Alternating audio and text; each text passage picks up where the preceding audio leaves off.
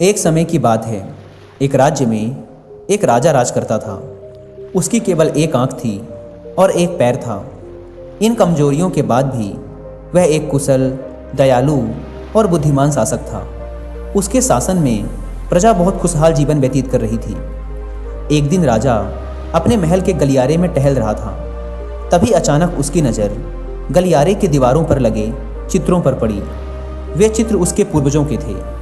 उन चित्रों को देख राजा के मन में विचार आया कि भविष्य में जब उसके उत्तराधिकारी महल के उस गलियारों में से गुजरेंगे तो उन चित्रों को देख अपने पूर्वजों को स्मरण करेंगे। राजा का चित्र अब तक उस दीवार पर नहीं लगा था। अपनी शारीरिक अक्षमताओं के कारण वह नहीं जानता था कि उसका चित्र कैसा दिखेगा, लेकिन उस दिन उसने सोचा कि उसे भी अपना चित्र उस दीवार पर लगवाना चाहिए। अगले दिन उसने अपने राज्य के श्रेष्ठ चित्रकारों को दरबार में आमंत्रित किया। दरबार में उसने घोषणा की कि वह महल में लगवाने के लिए अपना सुंदर चित्र बनवाना चाहता है। जो उसका सुंदर चित्र बना सकता है वह चित्रकार आगे आए। चित्र जैसा बनेगा वैसा ही उस चित्रकार को इनाम दिया जाएगा। दरबार में उपस्थित चित्रकार अपनी कला में निपुण थे, लेकिन राजा की घोषणा सुनने के बाद वे सोचने लगे कि राजा तो काना और लंगड़ा है, ऐसे में उसका सुंदर चित्र कैसे बन पाएगा। चित्र सुंदर नहीं दिखा तो हो सकता है राजा क्रोधित होकर उन्हें सजा भी दे दे। यह विचार किसी को भी आगे आने का साहस ना दे सका।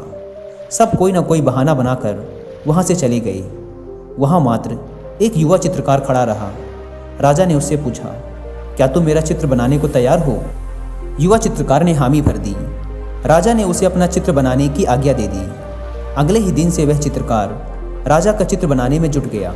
कुछ दिनों बाद चित्र बनकर तैयार था।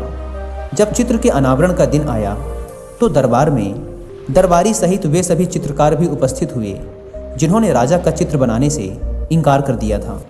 सभी उत्सुकता से चित्र के अनावरण की प्रतीक्षा कर रहे थे।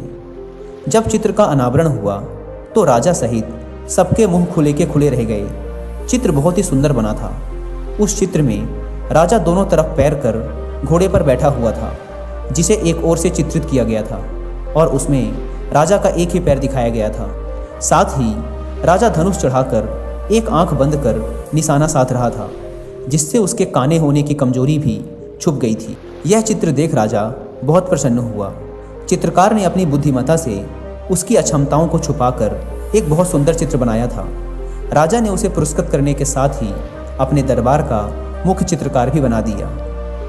तो दोस्तों, इस कहानी की सीख ये है कि अगर हमें जीवन में आगे बढ़ना है तो हमें हमेशा ही सकारात्मक सोच रखनी चाहिए। विषम परिस्थितियों में भी सकारात्मक दिशा में सोचने से किसी भी समस्या का समाधान आसानी से हो सकता है।